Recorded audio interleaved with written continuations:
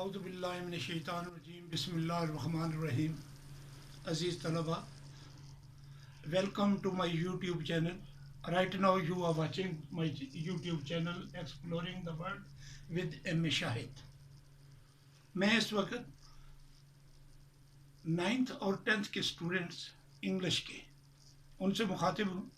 इससे पहले हम ग्रामर शुरू किए हुए हैं और 2 टेंसेस कंप्लीट कर चुके हुए हैं, present indefinite tense, past indefinite tense.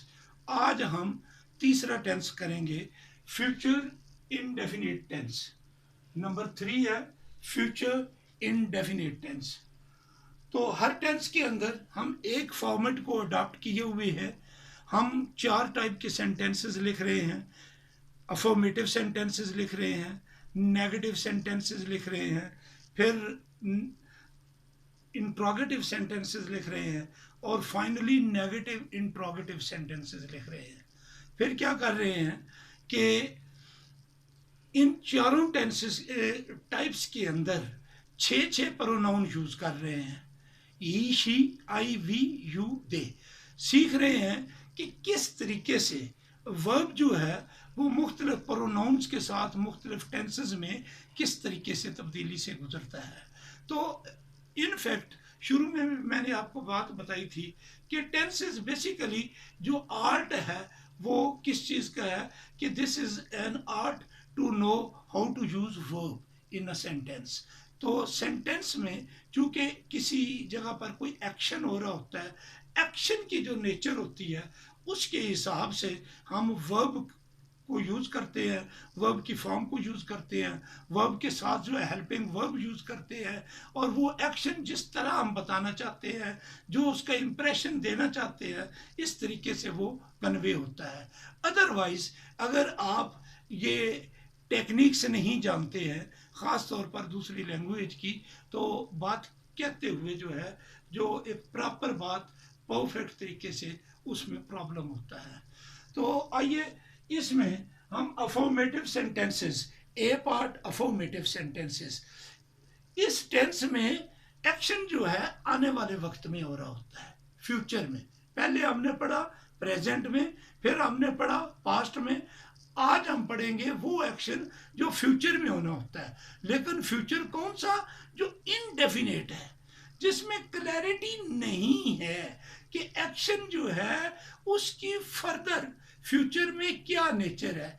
Just इतना उसमें क्लियर है कि ये फ्यूचर में है और इनडेफिनेट है। उर्दू में हम एक लफ्ज इस्तेमाल करते हैं मुतलक, कि कोई उसमें दूसरी कंडीशन नहीं है, मुकम्मल तौर पर वो तमाम कैटेगरीज के साथ, अपनी तमाम खसूसियात के साथ, अपने तमाम लवाजमात के साथ वो फ्यूचर की बात है। तो इनडेफिनेट, इसके लिए हम वर्ड यूज करते हैं और उर्दू में मुतलक का लफ्ज इस्तेमाल करते हैं। तो एक्शन होगा मुस्तकबिल में, आने वाले वक्त में। और 6 उर्दू में जो फिक्रे बनेंगे, वो खत लिखेगा, वो खत लिखेगी। अब यहाँ पर आप देखिए कि किस तरीके से उर्दू के सेंटेंस ने जेंडर क्लैरिटी दे दी है। सिर्फ इस गा और गी की वजह से हमें जेंडर का पता चल रहा है कि पहला सेंटेंस जो है वो मेल के लिए है, दूसरा सेंटेंस जो है वो फीमेल के लिए है। हर लैंग्वेज की अपनी एक नेचर होती है, अपनी एक टेक्निक होती है, जिससे वो वाहिद जमा भी कर रहा होता है, मोनस मुज़क्कर भी कर रहा होता है। जेंडर और नंबर, हर लैंग्वेज का अपना एक सिस्टम है। तो यहाँ पर इस सेंटेंस में जो जेंडर है वो गा और गी से उर्दू में पता चल रहा है। मैं खत लिखूंगा, हाँ मैं खत लिखूंगा, हम खत लिखेंगे, हम खत लिखेंगे, आप खत लिखेंगे, वो खत लिखेंगे। अब इंग्लिश में जब आपने इनको तब्दील करना है, तो मैंने शुरू में आपको बात बताई कि इंग्लिश में सबसे पहले आपने सब्जेक्ट शुरू लिखना होता है, फिर वर्ब लिखना होता है, फिर ऑब्जेक्ट लिखना होता है। और ये टेंसेस क्या है, वर्ब को यूज करने की टेक्निक है। प्रेजेंट इंडेफिनिट टेंस कर रहे थे तो वर्ब हम सब्जेक्ट के साथ, कहीं वर्ब के साथ एस या यस लगा रहे थे, कहीं फर्स्ट फॉर्म लगा रहे थे। जब पास्ट में बात आई, तमाम सब्जेक्ट के साथ हमने सेकंड फॉर्म लगाई। और अब यहां क्या करेंगे, आपने सब्जेक्ट के फौरन बाद हेल्पिंग वर्ब लगाना है। ये जो मेन वर्ब होता है, हेड वर्ब उसको बोलते हैं। हेड वर्ब से पहले एक हेल्पिंग वर्ब लगाना है, और इसमें हेल्पिंग वर्ब आपके पास विल या शैल है। और जब भी एक से ज्यादा ऑप्शन होती हैं तो इट मीन्स के वहां रूल एग्जिस्ट करता है कि कौन सा हेल्पिंग वर्ब कब लगाना है, विल कब लगाना है और शैल कब लगाना है। तो यहां हमारे पास 6 प्रोनाउन है, ही, शी, आई, वी, यू, दे। तो आप याद रखिएगा, आई और वी जो है इसके साथ आपने शैल लगाना है, आई और वी के साथ शैल लगाना है। आई और वी हैं कौन, ये फर्स्ट पर्सन है, सिंगुलर और प्लूरल, इनके साथ आप शैल लगाएंगे। और बाकी चारों के साथ, यानी ये जो थर्ड पर्सन है ही और शी, और ये जो सेकंड पर्सन और ये भी थर्ड पर्सन प्लूरल है, इन चारों प्रोनाउंस के साथ आपने विल यूज करना है, ही विल। लेकिन वर्ब की फॉर्म फर्स्ट हो जाएगी, एस सब्जेक्ट लगाए, फिर विल या शैल लगाए, फिर वर्ब की फर्स्ट फॉर्म लगाए, फिर ऑब्जेक्ट लगाए, और एंड पर फुल स्टॉप लगा दें। और यहां पर यह बात बड़ी क्लियर आपको होनी चाहिए कि जब 2 हेल्पिंग वर्ब हैं तो you must make your mind clear कि विल कब लगाएंगे, शेल कब लगाएंगे।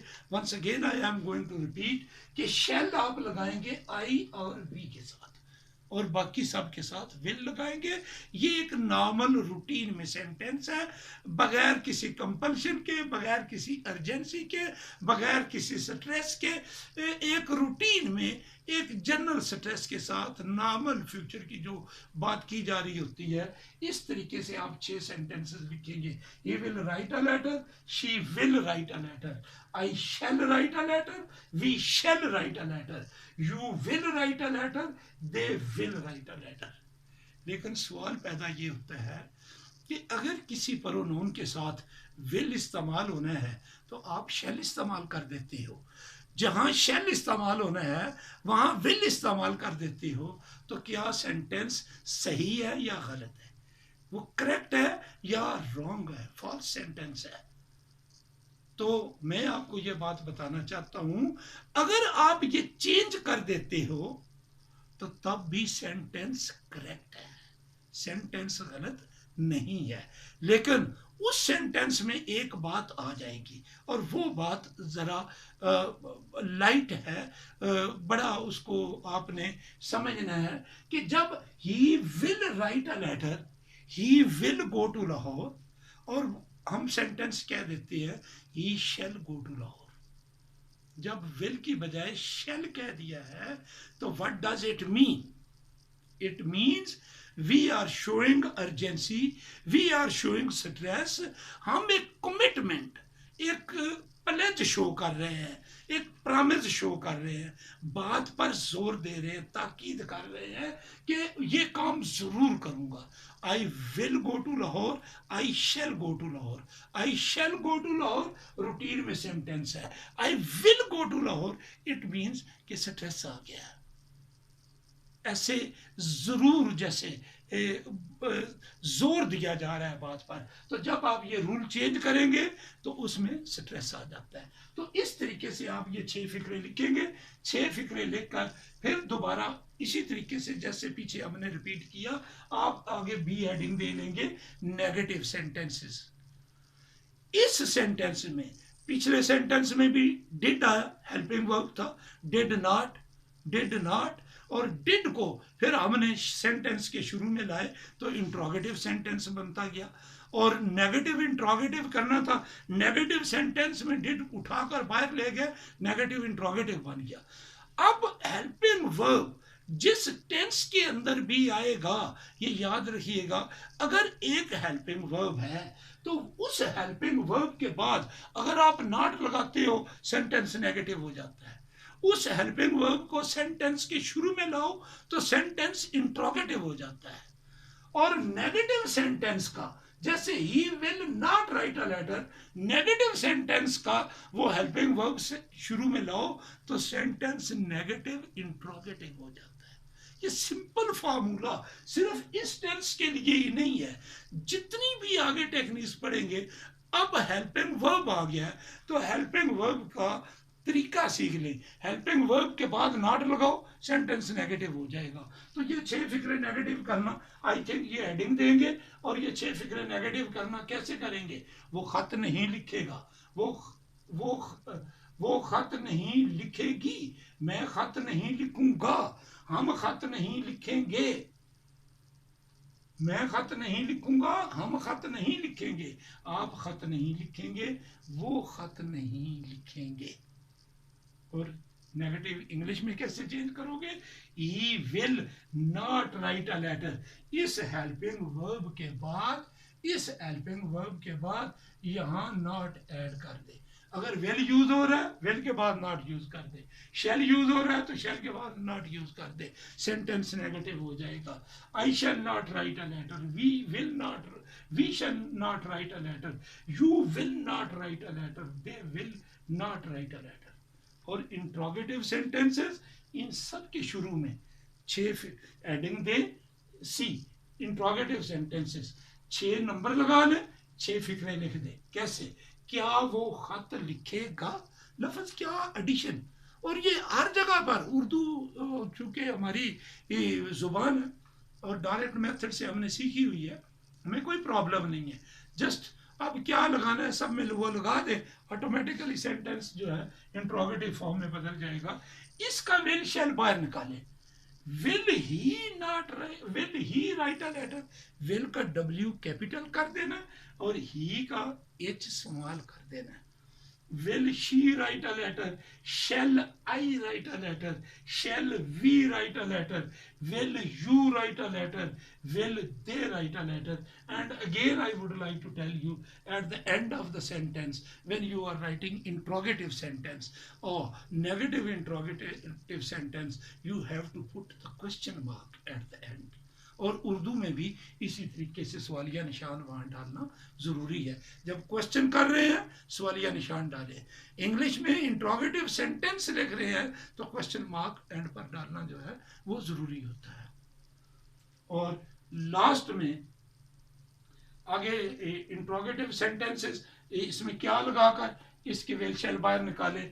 लास्ट में D part negative interrogative sentences, negative sentence का ये हेल्पिंग वर्ब बाहर निकाल दे।